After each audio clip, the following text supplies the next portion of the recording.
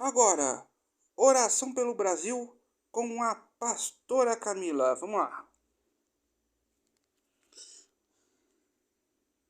Chama a pessoa, faz entrevista, mas o chamado para trabalhar não é o momento de Deus. E assim o Senhor Jesus abençoe, que dê tudo certo na vida de cada um trabalhador.